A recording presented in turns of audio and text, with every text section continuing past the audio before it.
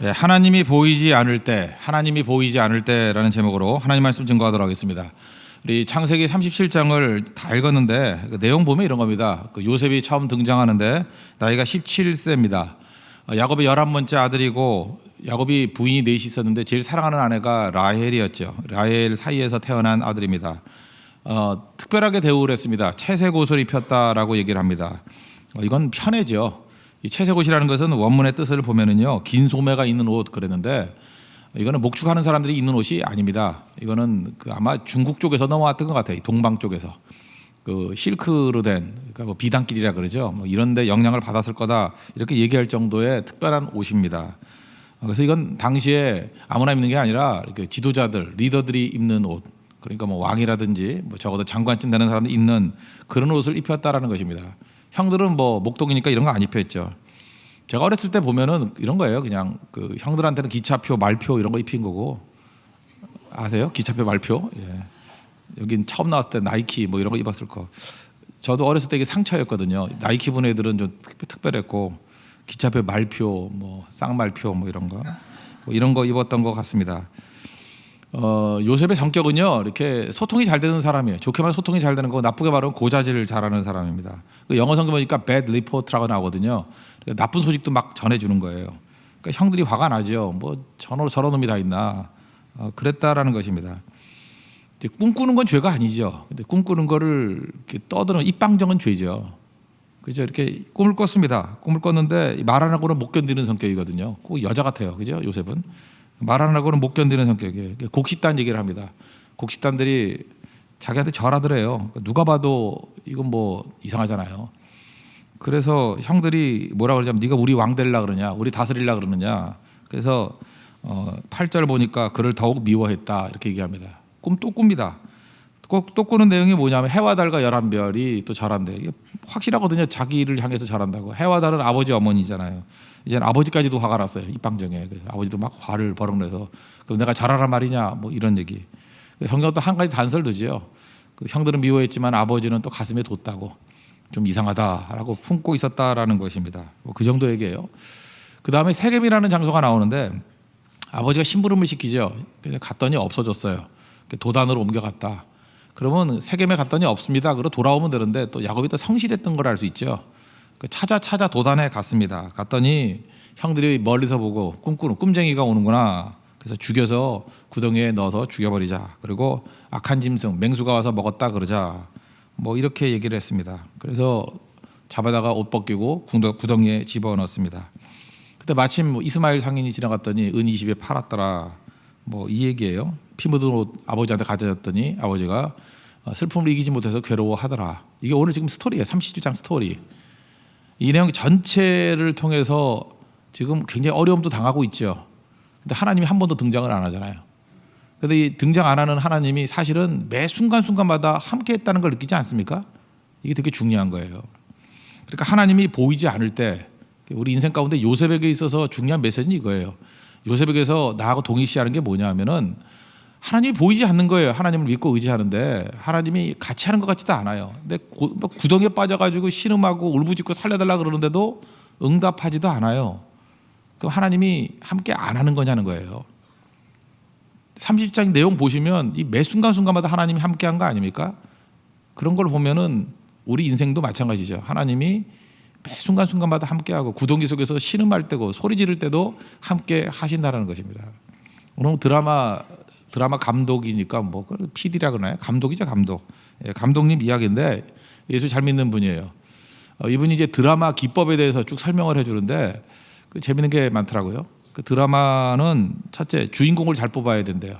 아무리 좋은 드라마를 할지라도 주인공이 마음에 안 들면은 잘 안 된대요. 그래서 주인공 캐스팅하는데 시간과 돈을 많이 쓰잖아요. 예, 그게 진짜 영향이 있다라고 설명을 합니다. 그래서 성공한 예와 너무 좋은 대본인데도 불구하고 실패한 케이스 이렇게 설명을 해요. 그러니까 주인공이 참 중요하다는 거예요. 두 번째는 한 6회쯤 갔을 때 키스신이 나와야 된대요. 그러니까 딱 6회가 중요하대요. 제가 보니까 그래. 6회쯤 가가지고 한번 이렇게 긴장의 반전이 일어나지 않으면 안 보게 되는 것 같아요. 그죠? 6회가 중요하다. 그래서 여러분들 6회를 보면은 거의 그래요. 아마 모든 드라마 한번 보세요. 그때 새로운 반전이 일어나요. 그죠? 그렇게 되더라. 그것도 보니까 일리가 있더라고요. 그리고 드라마의 주인공이 너무 많으면 안 된대요. 그래서 메인 주인공이 70% 이상 나와야 된대요. 그래야 그 드라마가 되지. 70% 이하로 떨어져 버리면 누가 주인공이야 이렇게 돼 버린대요. 그래서 흐지부지 돼 버려 가지고 초점을 잃어버린다 이런 얘기를 합니다. 이분 전문가니까 이런 얘기 얼마든지 할 수 있겠죠. 근데 그 다음 얘기가 중요한 거예요. 이분 예수를 믿는 분이니까 요 틀을 가지고 이제 목사님들과 목사님 설교를 분석을 하는 거예요. 그래서 설교에는 주인공이 예수님이니까 예수님이 많이 나와야 된다는 거예요. 그래서 이분은 어느 교회 가든지 항상 교회를 결정할 때 설교 시간에 센다는 거예요. 예수님 몇 번 나왔나. 예수님이 한 번, 두 번, 세 번 우물정자로 계속 된다는 거예요. 그래서 예수님 이름이 가장 많이 나오는 교회를 간다. 그죠? 왜냐하면 예수님이 주인공이기 때문에 70% 이상 예수님이 나와야 된다. 그리고 예수님이 이름 안 나오면은 그건 진짜 설교가 아니라는 거예요. 그러니까 이분의 기준은 뭐냐면 예수님이 이야기예요. 이게 진짜 목사다, 가짜 목사다, 좋은 설교다, 나쁜 설교다. 저는 뭐 일리는 있다고 생각합니다. 이제 굉장히 이분도 이제 보수적인 신앙관을 갖고 있는 거죠. 그러나 이분이 하나는 알고 둘은 모르는 것 같아요. 실질적으로 보면요, 예수님 이름이 안 나와도 예수님 역사하는 곳이 되게 많아요. 그리고 이름이 아무리 많이 나오는 설교를 할지라도 오히려 예수님 이름 들먹이면서 인간의 욕망을 얘기하는 그런 접근이 될 수도 있죠. 그래서 이 단순하게 이름만 가지고 설명할 수 있는 건 아니라고 생각을 합니다.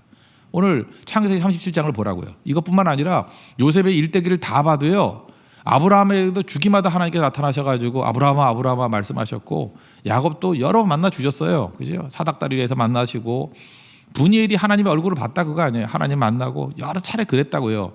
근데 요셉은 그게 없어요. 평생의 삶 가운데 하나님이 나타나지 않으셨어요. 그런데도 불구하고 요셉의 인생만큼 하나님이 함께한 인생이 어디 있겠습니까? 우리 인생도 마찬가지라는 거예요. 우리 인생 가운데 어려움이 있잖아요. 이제 구덩이에 빠져 있어요. 근데 우리도 다 똑같이 느끼는 거예요. 하나님이 뭐 누구야라고 나타나면서 이렇게 응답을 주셔야 되는데 그러지 않을 때가 많다라는 것입니다. 그럼 하나님이 함께하지 않는 거냐? 아니라는 거죠. 그래서 요셉의 일대기에서 핵심이 이거예요. 하나님이 보이지 않지만, 그죠? 하나님이 나타나지 않지만, 하나님이 이렇게 개입하지 않는 것 같이 보이지만 매 순간 개입했다라는 걸 나중에 본인도 알 거예요. 그리고 또 하나 중요한 게 뭐냐면 요셉은 그 순간순간마다 하나님이 함께한다고 선언했어요. 보디발의 아내가 유혹할 때도 그렇잖아요. 내가 어찌 하나님 앞에 득지하리요. 그죠? 하나님이 나타나지 않는데도 불구하고 하나님 앞에서 인생을 살잖아요. 하나님이 계십니다. 그리고 요셉 닮기를 원한다 그러면 이거 붙들어야 돼요. 보이지 않는 하나님, 나타나지 않는 하나님 같이 보이지만 하나님 여기 계십니다. 그 신앙의 그 위인들 보면요, 이런 것 되게 많아요. 뭐 크게 쓰임 받았던 사람들 보면 침체기가 되게 많았던 것 같아요. 20년 가까이 내 기도에 응답이 없었다. 사실은 모세도 그렇지 않았겠어요? 40년 동안 하나님이 나타나지 않으셨다. 광야에서. 뭐 다 그런 얘기잖아요. 그러니까 하나님 그때 이렇게 응답 주시는 게 아니라고요. 그렇지만 하나님은 살아계십니다. 나와 함께 하십니다. 이 고백이 있어야죠. 시편 42편 우리가 좋아하지 않습니까? 거기에 3절에 이렇게 얘기해요. 사람들이 종일 내게 하는 말이, 사람 제일 열받게 만드는 게 사람들 얘기 아니에요. 그죠? 종일 내게 하는 말이 내 하나님이 어디 있느뇨. 하나님 어디 있어? 자기가 할 말이 없는 거예요. 하나님이 어디 있냐고. 너 이렇게 고통 중에 하나님이 어디 있냐고. 그래서 눈물이 주야로 내 음식이 되었습니다. 근데 2절 넘어가면요, 이렇게 얘기해요. 하나님이 보이지 않는 하나님인데 하나님이 나와 함께 하시고 하나님이 계신다라는 것을 선언해요. 내 영혼아 어찌하여 낙심하며 어찌하여 내 속에서 불안해하는고. 너는 하나님께 소망을 두라. 그가 나타나 도우심으로 말미암아 내가 여전히 찬송하리로다. 그 개인적으로 하나님을 부르고 찾고 또 만나는 과정이 나오잖아요. 이게 우리 신앙인의 모습이 돼야 된다는 것입니다. 그러면 요셉과 같이 언제든지 승리할 수 있다는 거예요. 여러분, 오늘 이 새벽에 주님께서 들려주시고자 하는 건 그거예요. 혹시라도 하나님이 나와 함께하지 않고 하나님은 나를 버리셨고 뭐 심지어 내 인생엔 관심도 없다라고 생각하시는 분이 있다 그러면 아니라는 거예요. 요셉과 함께 하셨던 것과 마찬가지로 여러분과 함께 하시고 좀 지나놓고 보면 다 깨닫게 돼요. 그래서 여기서 필요한 건 신뢰라는 거예요. 신뢰. 그 신학자, 독일 신학자 가운데 위르겐 몰트만이라는 사람이 있습니다. 이 사람이 자기 책에서 자기 경험 이야기를 해요. 하나님 체험이라는 책이에요. 거기서 이제 경험 얘기를 하는데 뭐 이게 학문적인 책 아닙니다. 학자인데 학문적인 책이 아니라 어떤 그 간증 같은 책이에요. 자기 그 자서전 같은 책인데 2차 대전 때 독일 사람이니까 독일군의 들어갔어요. 그러니까 나치군에 들어간 거죠. 그래서 10대 나이에 전쟁 참여했다가 포로가 됩니다. 그래서 벨기에 포로 수용소에서 3년 동안 갇혀 있었습니다. 희망이 없는 거죠. 그 독일 군들은요, 그 군대 갈 때에도 책 넣어주는 게 니체 책 넣어줬대. 니체. 그죠? 뭐 하나님 신은 죽었다, 하나님 죽었다, 뭐 이런 책들.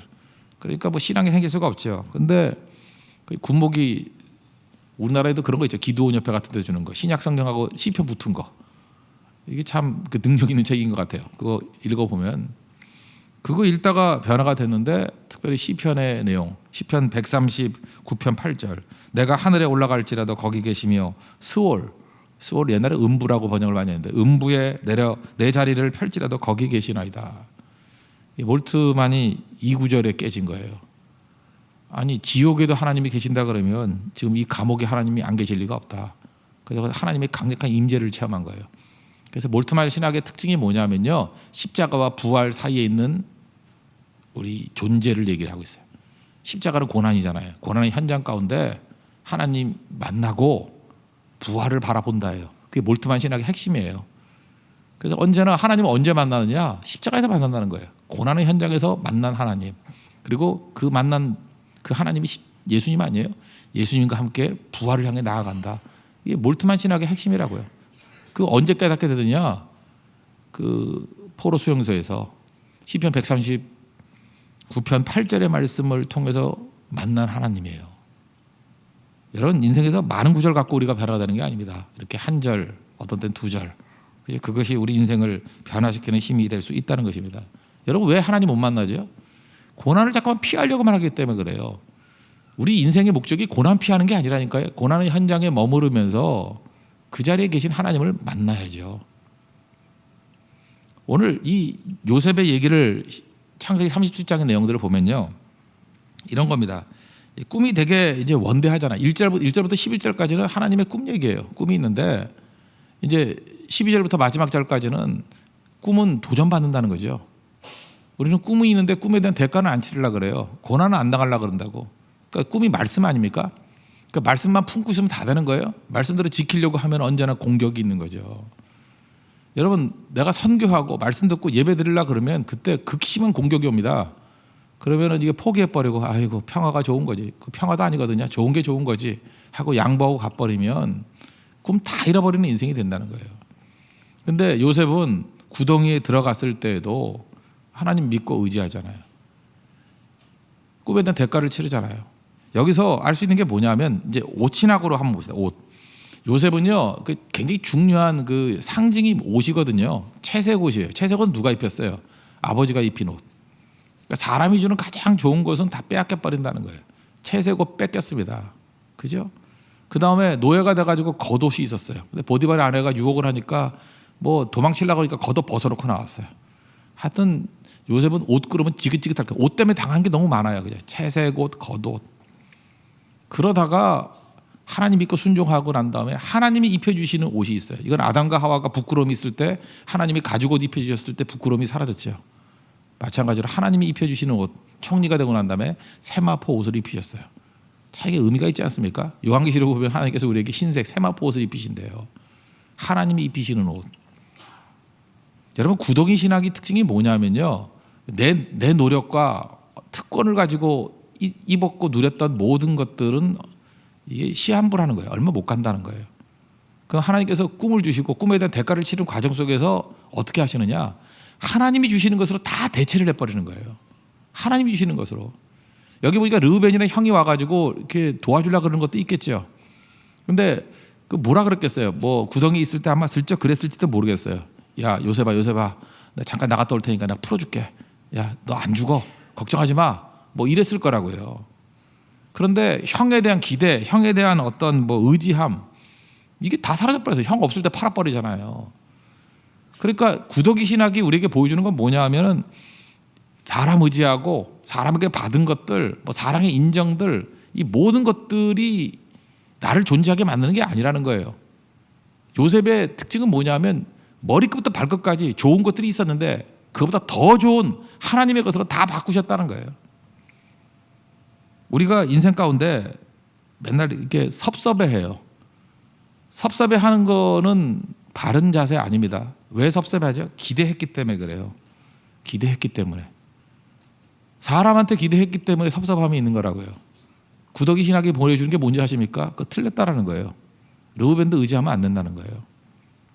하나님만 바라보면 하나님이 너를 건져주는 거지 르우벤이 건져주는 게 아니라는 거예요. 르우벤을 통해서 일을 할 수 있겠지만 여러분 인생도 마찬가지입니다. 우리가 고난의 구덩이 속에서 배워야 되는 것이 쓸데없는 기대. 그것이 섭섭한 거예요. 맨날 삐지는 거예요. 그거 잘못 믿는 겁니다. 그건 잘못된 믿음이에요. 하나님의 것으로 대체하는 그런 모습이 있어야 된다라는 것입니다. 우리 성경이 보여주는 거예요. 여기도 또 그러셔. 야, 내가 그 다음에 나중에 감옥에 들어갔을 때도 그 술 맡은 간원이 내가 너 기억해 줄게 그러잖아요. 기억합니까? 못해요. 2년 동안 쌩까맣게 잊어버려요. 하나님이 기억하시는 거예요. 지금 철저하게 요셉의 삶 가운데 이거예요. 사람 의지해가지고 되는 일 하나도 없다는 거예요. 뭐 구해줄게 못 구해주고요. 기억해줄게 기억하는 게 아니고요. 풀어줄게 풀어주는 게 아니고요. 하나도 사람의 모든 끈들 다 바꿔버리는 거예요. 하나님의 것으로. 그래서 요셉이 위대한 겁니다. 우리 인생도 이제는 하나님과 연결된 끈으로 세워지는 그런 인생이 되기를 바랍니다. 섭섭함도 있지만 또 미워하는 것들이 있죠. 누가 되게 미워요. 미운 이유가 뭐죠? 기대했기 때문에 의지했기 때문에 미운 거죠. 그런 거 아니에요?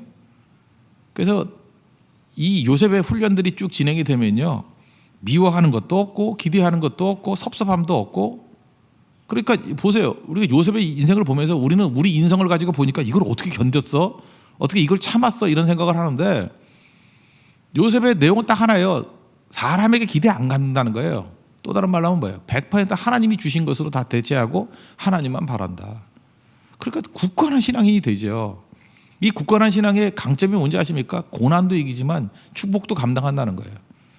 요셉의 일대기를 보면요. 고난에 가는 것은 한 7장이고 그 다음에 총리되고 난 다음에 축복의 상황에서 나온 건 14장이에요. 그러니까 축복을 능히 감당할 수 있는 신앙인의 사람이 되었다. 저는 이 창세기를 마무리 지으면서 우리 신앙의 모델을 요셉으로 삼고 싶습니다. 요셉을 배워야 됩니다. 우리 성도들 뭐 아브라함도 좋고 뭐 어떤 사람은 자기 이름을 영어로 아브라함이라 짓겠다 마음대로 해요. 뭐 이삭도 좋고 뭐 아이자크를 하든지 뭐 그냥 뭐 더블 자크를 하든지 뭐 하든 해요. 다 좋다고요. 그러나 요셉만큼 정말 견실한 믿음이 없어요. 고난에서도 믿음의 사람, 축복에서도 믿음의 사람. 이렇게 된 비밀이 뭐냐는 거예요. 하나님이 그때 와가지고 그냥 이렇게 위로해주고 말씀해줄 때 이렇게 안 돼요. 하나님께서 지금 멀리 계셔가지고 말씀으로 주시는 거예요. 말씀으로. 나타나지 않고 보이지 않는 하나님인데 그는 계속해서 하나님이 살아계신다 그러고 여기 계신다 그러고 함께한다 그러고 환경 변화가 아니에요. 어느 곳에 있든지 주께서 함께하는. 나중에 39장 가면 나오잖아요. 그 노예인데도 불구하고 형통한 자의 특징이 뭐예요? 하나님께서 함께하심으로 형통한 자가 되었다. 정말 하나님의 임재신학, 예배신학의 절정이 요셉입니다. 우리 교육도 마찬가지. 중고등부 교사들 많이 계시는데 우리 교육도 마찬가지예요. 예배 교육이 교육의 핵심이에요. 어느 곳에든지 하나님이 계신다는 거예요. 우리 몰투한 신학에서의 강점도 그거예요. 하나님이 안 계신 곳이 없다라는 거예요. 하나님 어디서 만나요? 하나님 만나고 싶다 그러죠. 어디서 만나요? 십자가에서 만난대요. 고난에서 만난대요. 그래서 예수님과 함께 부활을 향해서 나아가는 게 우리 인생이래요. 그 사람이 발견한 거예요. 우리 인생도 마찬가지입니다. 요셉이 딱 그 틀에 맞죠. 고난의 구덩이에서 하나님을 만나서 하나님과 함께 모든 과정을 딛고 영광까지도 누리면서 하나님다운 행동으로 백성들을 건져내는 자들이잖아요. 사명으로 가잖아요. 축복의 사명으로 가족을 건지고 민족을 건지고 나중에 애굽을 건지고 요셉만큼 좋은 모델이 없죠. 하나님 앞에서 그 모델로서의 역할을 잘 감당할 수 있는 우리 개개인들 또 교회 우리 가정되는 축복과 은혜가 넘치기를 기원합니다. 네, 모두 자리에 일어나겠습니다. 채워주셔서 찬양하겠습니다. 오늘은요 고난 가운데 있는 성도들 위해서 좀 기도를 했으면 좋겠습니다. 어제도 얘기했죠. 고난을 통해서 하나님 만나고 또 이기고 이 구덩이에서 승리할 수 있는 자리로 올라갈 수 있는 십자가에서 부활로 나가는 인생 되게 해달라고 기도했으면 좋겠습니다. 이런 고난들 많이 있으시죠. 이제 이틀 남았는데 이 고난에서 극복하고 응답 얻고 승리하는 종들 되게 해달라고 우리 간구하는 시간 갖다 하시면, 내일은 우리 비전을 가지고, 미래 비전을 가지고 뭐 다양한 기도 제목을 가지고 같이 기도하는 시간 갖도록 하겠습니다. 찬양하겠습니다.